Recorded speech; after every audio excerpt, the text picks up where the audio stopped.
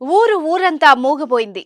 వాడంతా వెలవెలబోయింది. ఆ ఊళ్ళో ప్రతి ఒక్కరూ తమ కుటుంబంలోనే ఓ వ్యక్తిని కోల్పోయినట్టుగా బాధపడుతున్నారు. ఎందుకంటే తమ ఊరిలో అందరూ దేవుడిగా భావించే ఎద్దు కన్నుమూసింది. ఎవరిదో తెలీదు, ఎక్కడి నుంచి వచ్చిందో తెలీదు. గ్రామ వీధుల్లో ఆ ఎద్దు సంచరిస్తుంటే సాక్షాత్తు సింహాచలం అప్పన్నే ఈ బసవన్న రూపంలో తమ గ్రామంలో తిరుగుతున్నాడని, అందువల్లే తమ గ్రామం పచ్చగా ఉందని ఆ గ్రామస్తులందరూ భావించేవారు. అలాంటి బసవన్న కన్ను మూయడం తట్టుకోలేకపోయారు. తేజస్ అకాడమీ స్థాపించిన 12 సంవత్సరాల్లో 1918 డిఫెన్స్ ఉద్యోగాలతో పాటు ఇంటర్లో రాష్ట్ర స్థాయి మార్కు సాధించి తెలంగాణ నెంబర్ 1 గా నిలిచిన తేజస్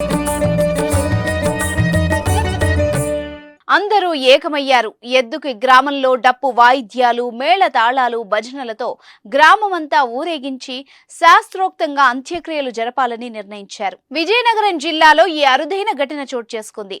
అనారోగ్యంతో చనిపోయిన ఎద్దుకి గ్రామంలో డప్పు వాయిద్యాలు, మేళ తాళాలు, భజనలతో గ్రామమంతా ఊరేగించి శాస్త్రోక్తంగా అంత్యక్రియలు జరిపి తమ అభిమానాన్ని చాటుకున్నారు గ్రామస్తులు. తమ గ్రామంలో చనిపోయిన బసవన్న ఎద్దు కాదని తాము ఎంతగానో నమ్మే తమ ఆరాధ్య దైవం సింహాచలం అప్పన్న ప్రతిరూపం అన్నారు. అలాంటి బసవన్న తమకు దూరం కావడం తట్టుకోలేకపోతున్నామని కన్నీరు మున్నీరుగా విలపించారు. ఎస్కోట మండలం మామిడిపల్లిలో జరిగిన ఈ ఘటన చుట్టుపక్కల గ్రామాల వారిని సైతం కలిచివేసింది. గత కొన్ని సంవత్సరాలుగా మామిడిపల్లి గ్రామంలో ఒంటరిగా బసవన్న తిరుగుతూ ఉండేది. ఎవరిని ఏమీ అనకుండా ఎవరు ఏది పెడితే అది తింటూ అందరి మన్ననలు పొందేంది. అందరికీ తల్లో నాలుకలా ఉంటూ జీవనం సాగించేది. ఈ క్రమంలోనే ఇక్కడి గ్రామస్తులు కూడా సుఖ సంతోషాలతో ఏ ఇబ్బందులు లేకుండా ప్రశాంతంగా కాలం గడుస్తూ ఉండడంతో తమ గ్రామంలో బసవన్న సంచరిస్తుంది కాబట్టే గ్రామమంతా సుభిక్షంగా ఉందని బసవన్నపై అమితమైన విశ్వాసం పెంచుకున్నారు.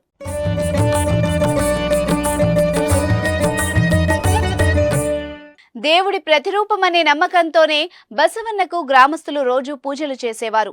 మంచి ఆహారం పెట్టేవారు. బసవన్నకు ఏదైనా సుస్థి చేస్తే వెంటనే గ్రామస్తులు స్పందించి వెటర్నరీ డాక్టర్కు చూపించి జాగ్రత్తలు తీసుకునేవారు.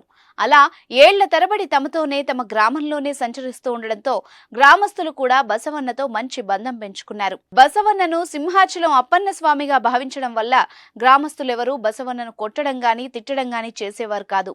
నిత్యం బసవన్న బాగోగులు చూస్తూ ఉండేవారు. బసవన్న సంతోషంగా ఉంటే తమ గ్రామం కూడా సంతోషంగా ఉంటుందన్న విశ్వాసాన్ని మరింతగా పెంచుకున్నారు. ఈ క్రమంలోనే బసవన్న అకస్మాత్తుగా అనారోగ్యానికి గురై మృతి చెందింది. ఈ విషయం తెలుసుకున్న గ్రామస్తులు కన్నీరు మున్నీరుగా విలపించారు. తమ గ్రామ దేవదేవుడు తమకు దూరమయ్యాడని రోదించారు. వెంటనే గ్రామస్తులు అంతా కలిసి పెద్ద ఎత్తున లాంఛనంగా అంత్యక్రియలు జరిపేందుకు నిర్ణయించుకున్నారు. మేళ తాళాలతో, భజనలతో, డప్పు వాయిద్యాల నడుమ వందలాది మంది గ్రామస్తుల తోడ్పాటుతో బసవన్న అంతిమయాత్ర ఊరేగింపుగా జరిపారు.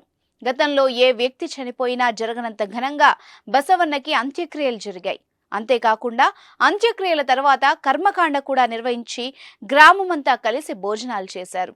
ఇన్నాళ్లు తమ గ్రామాన్ని సుభిక్షంగా చూసిన బసవన్న భవిష్యత్తులో కూడా తమను చల్లగా చూడాలని వేడుకున్నారు. బసవన్న అంత్యక్రియలు చూసిన చుట్టుపక్కల గ్రామస్తులు ఆశ్చర్యానికి గురయ్యారు. ఏది ఏమైనా బసవన్న పట్ల గ్రామస్తులు పెంచుకున్న విశ్వాసం అందరినీ ఆలోచింపజేసింది.